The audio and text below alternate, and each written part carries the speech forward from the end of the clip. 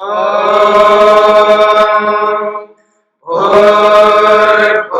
स्वः तत्सवितुर्वरेण्यं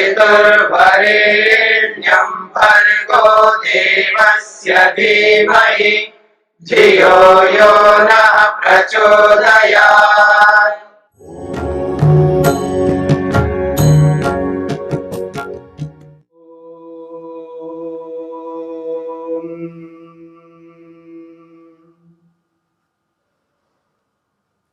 कैवल्यपाद के 7वें सूत्र को लेकर के हम विचार कर रहे हैं। प्रसंग है कर्मों का। 4 प्रकार के कर्मों में तीसरा कर्म है पुण्य कर्म। पुण्य कर्म को लेकर के हम विचार कर रहे हैं। पुण्य कर्म मन से होते हैं, वाणी और शरीर से नहीं होते हैं। ये महर्षि पतंजलि, महर्षि वेदव्यास स्पष्ट शब्दों में यहाँ पर लिख रहे हैं, बता रहे हैं। तो देखिए, पुण्य कर्मों की चर्चा में मैंने आपके सामने बहुत सारे पुण्य कर्म उदाहरण के तौर पर रखे हैं।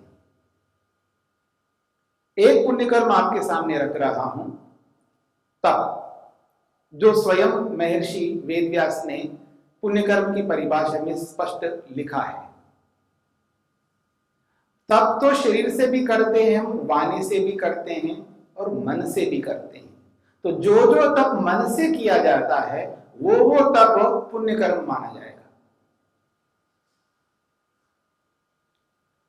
और दूसरा पुण्य कर्म है स्वाध्याय, जिसको परिभाषा के अंतर्गत महर्षि वेदव्यास ने स्पष्ट लिखा है स्वाध्याय। और स्वाध्याय 2 प्रकार से हम करते हैं। एक वाणी से करते हैं, बोल करके, पुस्तक सामने रख करके, ऋग्वेद, यजुर्वेद, सामवेद, अथर्ववेद, ब्राह्मण ग्रंथ और भी बहुत सारे ऋषियों के ग्रंथ हैं। कोई ना कोई ग्रंथ सामने रख करके हम वाणी से पढ़ करके स्वाध्याय करते हैं। एक प्रकार है स्वाध्याय का। दूसरा प्रकार है मन से करना। बार बार पुस्तक सामने ना रख करके जो हमने पुस्तक में जो पढ़ा है उसको मन में रिवीजन करना, मन में ला करके मन में दोहराना, बार बार मन में रिपीट करना। जब विद्यार्थी विद्या अध्ययन करके, जब विद्या को पूर्ण करके वो गुरुकुल से घर की ओर प्रस्थान करता है, तब आचार्य बहुत सारा उपदेश विद्यार्थी को करता है। और उस उपदेश में एक बहुत बड़ी बात वो ये भी कहता है कि स्वाध्यायात् न प्रमदितव्यम। कुछ भी करते रहना, लेकिन कभी भी जीवन में स्वाध्याय को लेकर के प्रमाद नहीं करना, यानी स्वाध्याय कभी नहीं छोड़ना, ये बात कहते हैं। स्वाध्याय का और प्रज्ञा का सीधा रिलेशन है, संबंध है। और जब व्यक्ति स्वाध्याय करता है तो उसकी प्रज्ञा बनी रहती है। अभी हमने विचार किया था कि प्रज्ञा अपने आप में एक बहुत बड़ा कर्म है, यानी इंफॉर्मेशन को, जानकारी को कन्वर्ट करना, बदलना है, उसको विवेक के रूप में परिवर्तित करना रूपी जो कर्म है वो अपने आप में बहुत बड़ा है।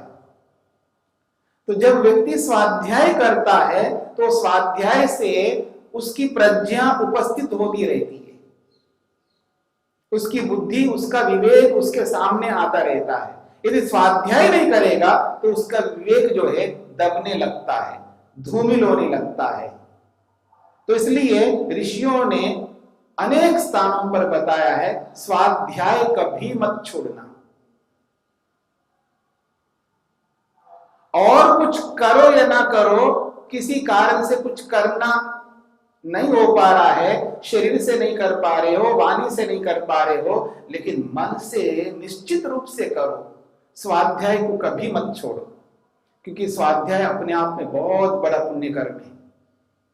और जब मन से वो रिपीट करता है, जो उसने जाना है, पढ़ा है, गुरुजनों से, पुस्तकों से, जो भी साधन है विद्या को प्राप्त करने के, उसको जान करके उसने अपने मन में उस इंफॉर्मेशन, उस जानकारी को मन में स्थापित किया है, उस जानकारी को बार बार सामने लाओ मन में, और ला करके उसको जानो, समझते जाओ मेंटली, मानसिक रूप से। तो उससे जो हमारी प्रज्ञा है, जो हमारा विवेक है, वो निरंतर बना रहेगा। और प्रज्ञा बनी रहेगी, विवेक बना रहेगा, तत्वज्ञान हमेशा हमारे सामने उपस्थित रहेगा, तो पाप कर्म नहीं कर सकेंगे। पाप कर्मों का जो जड़ है, कारण है, वो अविद्या है, मिथ्या ज्ञान है, मूर्खता है, ना समझपन है।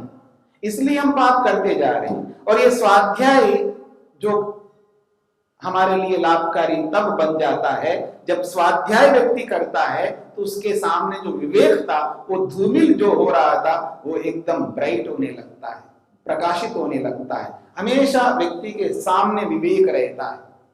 जब कभी विवेक से युक्त जब व्यक्ति होता है, वो गलत कर्म करता हुआ दिखता नहीं है। जब अविवेक से युक्त होता है, यानी विद्या का प्रयोग नहीं करता होता है, जानकारी का जो भी जानकारी उसके पास है या उसको आप वो इस्तेमाल नहीं कर रहा होता, वो पाप करने लगता है। तो इसलिए हमेशा विवेक को सामने रखने का एकमात्र साधन है स्वाध्याय। इसलिए ऋषि लोग कहते हैं स्वाध्यायात् न प्रमदितव्यम, स्वाध्याय से कभी प्रमाद मत करना, लापरवाही कभी भी स्वाध्याय में नहीं करना। इसलिए स्वाध्याय निरंतर करते रहना पड़ता है व्यक्ति को। और ऋषियों ने एक परंपरा ये भी दी है कि श्रवण और मनन, श्रवण मनन निधिध्यासन और साक्षात्कार, ये प्रक्रिया है किसी भी चीज को हृदयंगम करने के लिए। तो जब श्रवण करते हैं, ये पढ़ना है, श्रवण करने का मतलब है पढ़ना है। और जब मनन करते हैं, ये स्वाध्याय है। और जब तक उसका स्वाध्याय चलता रहता है, तो उसकी प्रज्ञा बनी रहती है, विवेक बना रहता है, तत्वज्ञान हमेशा उसके सामने रहता है। उसके सामने उचित दिखाई देता है, अनुचित दिखाई देता है, धर्म दिखाई देता है, अधर्म दिखाई देता है, पुण्य दिखाई देता है, पाप दिखाई देता है, हिंसा और अहिंसा, सत्य और असत्य, चोरी और अस्तेय, व्यभिचार और ब्रह्मचर्य, परिग्रह और अपरिग्रह, मलिनता और शुद्धता, असंतोष संतोष, तप और आरामदायी जीवन, तो ये सब सामने दिखाई देते हैं। तो जब दोनों सामने रहते हैं, क्योंकि स्वाध्याय कर रहा है, तो हमेशा स्वाध्याय जो है व्यक्ति की प्रवृत्ति को तत्वज्ञान की ओर बढ़ाता है। स्वाध्याय, जब व्यक्ति स्वाध्याय करता है, तो स्वाध्याय करते दोनों चीज सामने आ जाती है। और तत्वज्ञान का अर्थ यह है, विवेक का अर्थ है कि दोनों चीजों को उपस्थित करना, ये तत्वज्ञान होता है। और जो इंफॉर्मेशन जो होता है, वो एक चीज को उपस्थित करता है, केवल इंफॉर्मेशन देता है, वो करना चाहिए, बस व्यायाम करना चाहिए, ये उपस्थित करता है। लेकिन उसके साथ साथ विवेक क्या करता है, नहीं करेंगे तो क्या होगा। धर्म करना चाहिए तो अधर्म करेंगे तो क्या होगा। सत्य बोलना चाहिए, असत्य बोलोगे तो क्या होगा। क्योंकि ये जो स्वाध्याय है, वो उसको चीर पार करके पूरा उसका इन्वेस्टिगेशन करके आपके सामने स्थापित करता है स्वाध्याय। इसलिए स्वाध्याय हमेशा करते रहना पड़ता है व्यक्ति को, स्वाध्याय को कभी नहीं छोड़ सकता व्यक्ति। इसलिए ऋषियों ने स्पष्ट शब्दों में कहा है, आवृत्ति असकृत उपदेशात्। और एक बार नहीं कहा, अनेक बार कहा, और अलग अलग ऋषियों ने इसी बात को दोहराया। यदि कोई दर्शनों को जानता हो, दर्शनों में जिसकी प्रवृत्ति हो, इंडियन फिलोसफी में जिसकी रुचि हो, और जिसने दर्शनों को पढ़ा हो आप में से, आप उनको देखिएगा, आप सांख्य को देखिएगा, आप वैशेषिक को देखिएगा, अलग अलग दर्शनों में एक ही बात को उन्होंने उसी शब्द में उसी ढंग से बोला, आवृत्ति ही असकृत उपदेशा। आवृत्ति का अर्थ ही स्वाध्याय है। जो आपने जानकारी प्राप्त किया है उसकी आवृत्ति करो, यानी उसको दोहराओ, यानी उसका स्वाध्याय करो। और जब तक व्यक्ति स्वाध्याय कर रहा होता है, उसके सामने हमेशा दो वस्तुएं सामने रहती है, दो चीजें रहती है, उचित अनुचित, धर्म अधर्म, न्याय अन्याय, पाप और पुण्य, सब जोड़ों के रूप में उसके सामने उपस्थित करते हैं। और फिर वो स्वाध्याय जो है ना, उसकी बुद्धि को उसी में स्थिर कर देता है। वो स्वाध्याय जिसको वो करना होता है, और जिसको नहीं करना है उसको बुद्धि से उसको हटा देता है। प्रवृत्ति उसमें होती नहीं है। स्वाध्याय हमेशा जो है व्यक्ति को उचित में प्रवृत्त कराता है, अनुचित से हटा देता है। इसलिए कहा जाता है स्वाध्याय क्या नहीं कर सकता, स्वाध्याय व्यक्ति के लिए वो सब कुछ कर सकता है जो उसको चाहिए। तो इस दृष्टिकोण से स्वाध्याय अपने आप में बहुत बड़ा पुण्य कर्म है। और एक बात पुण्य कर्म के विषय में बोल करके मैं आगे बढ़ना चाहूंगा, क्योंकि बहुत सारे पुण्य कर्म आपके सामने रखे हैं, केवल इतने ही होते हैं ऐसा नहीं है, ये तो केवल उदाहरण है, न जाने कितने पुण्य कर्म होते हैं।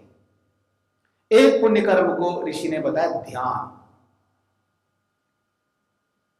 परिभाषा के अंतर्गत ये बताया तपस्वाध्याय ध्यानवताम।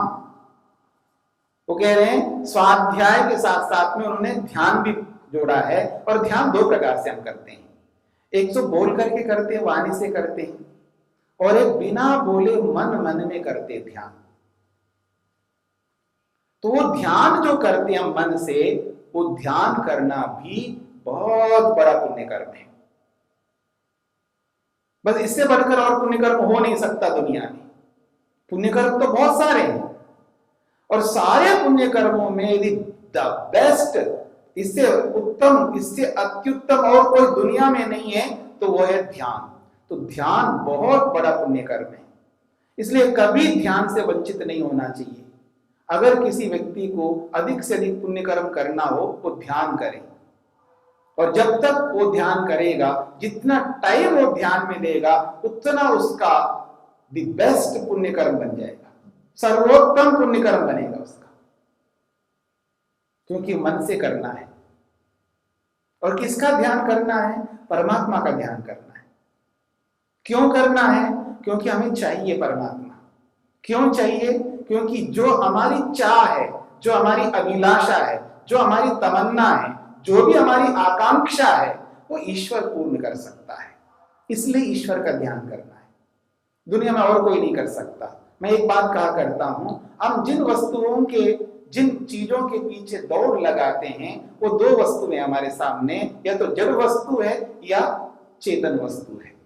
या तो हम माता पिता, गुरु, आचार्य, पति पत्नी, पुत्र पुत्री, मित्र साथी, जो भी है, उनके साथ हम जुड़ते रहते हैं, जुड़ करके रहते हैं, उनके संग में हमेशा रहने का प्रयत्न करते हैं, अधिक से अधिक समय उनके साथ बिताते हैं। या तो हम चेतन वस्तु, लिविंग बीइंग के साथ जुड़े रहते हैं। यदि किसी लिविंग बीइंग के साथ जुड़े नहीं है, तो किसी ना किसी नॉन लिविंग थिंग के साथ जुड़ करके रहते हैं, क्योंकि ये दो वस्तुएं ऐसी वस्तुएं हैं जो हमें सुखी करते हैं, हमें सुख प्रदान करते हैं। मैं ये कभी नहीं कहना चाहूंगा ये सुख नहीं देते, लेकिन याद रखना ये सुख के साथ दुख भी देते हैं। ये अलग बात है, हमको समझ में आए या समझ में ना आए, नहीं आता है तो समझने का प्रयत्न करना है। और समझ में तब आता है प्रॉपर वे में स्टडी करने से, यानी व्यवस्थित रूप से, परंपरा से, सिस्टमेटिकली जब हम विद्या ग्रहण करेंगे तो हर बात समझ में आ जाती है।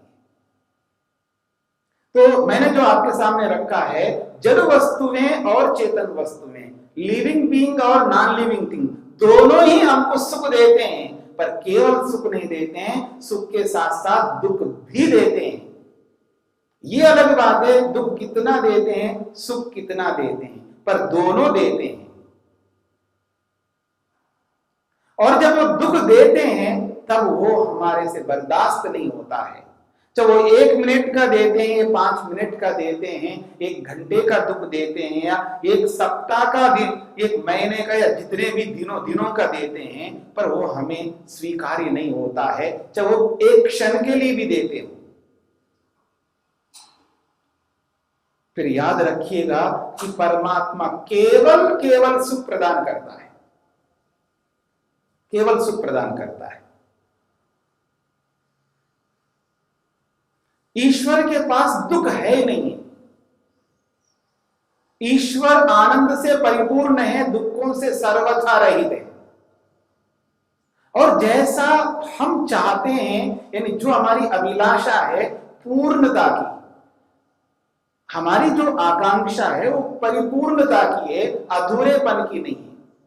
हम पूर्ण सुख चाहते हैं, पूर्ण तृप्ति चाहते हैं, पूर्ण संतोष चाहते हैं, पूर्ण निर्भयता चाहते हैं, पूर्ण स्वतंत्रता चाहते हैं।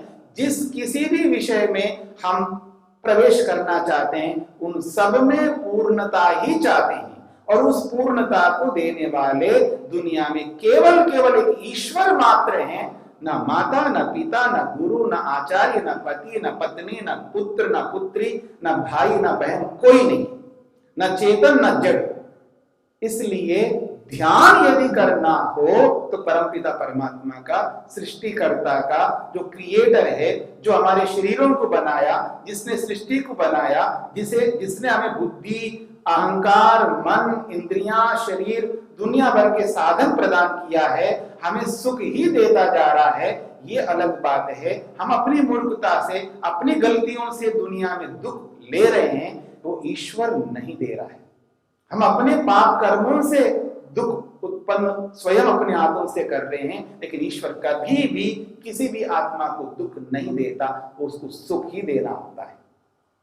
हम अपनी गलतियों से दुख पा रहे हैं, वो एक अलग बात है, लेकिन ईश्वर के पास केवल सुख है, दुख है ही नहीं है। इसलिए उस ईश्वर का जब मैं ध्यान करूंगा तो बहुत बड़ा पुण्य कर्म होगा, क्योंकि मैं दुखों से मुक्त होने के लिए वो ध्यान कर रहा हूं, और पवित्र कर्म है।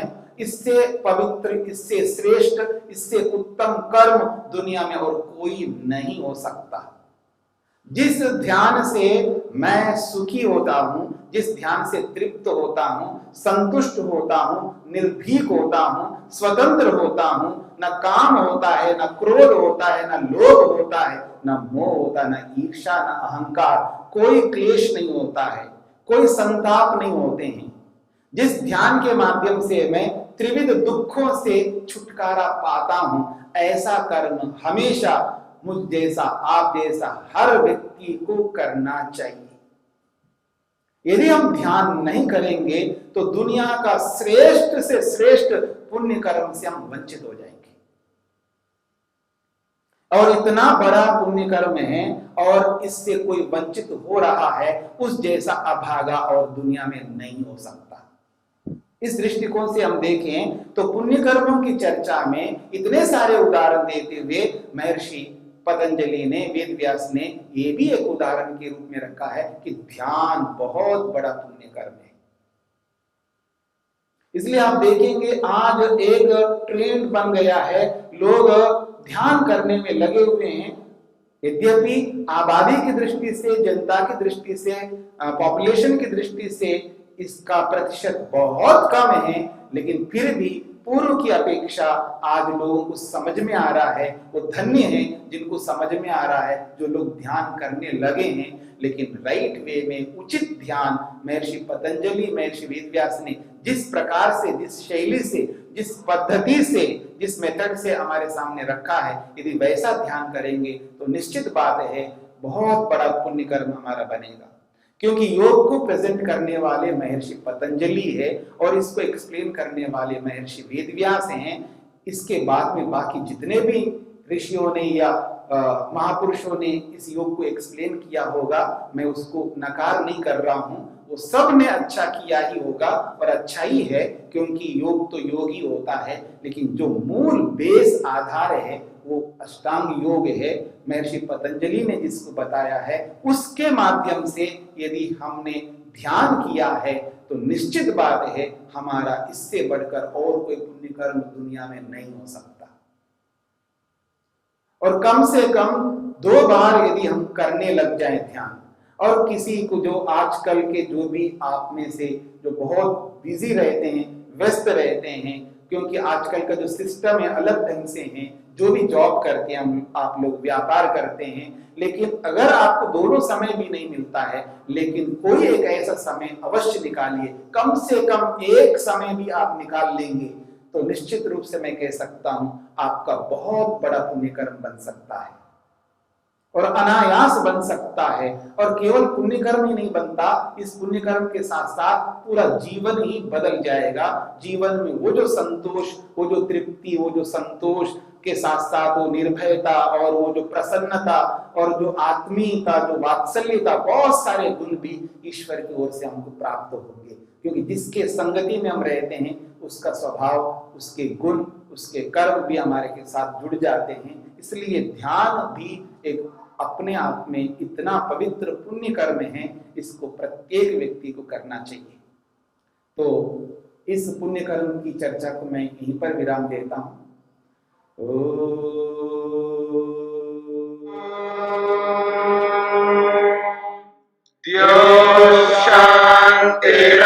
शान्तिरन्तरिक्षं शान्ति पृथिवी शान्तिरापः शान्तिरोषधयः शान्तिः वनस्पतयः शान्तिर्विश्वे देवाः शान्तिर्ब्रह्म शान्ति सर्वं शान्ति शान्तिरेव शान्ति क्षमा शान्तिरेधि।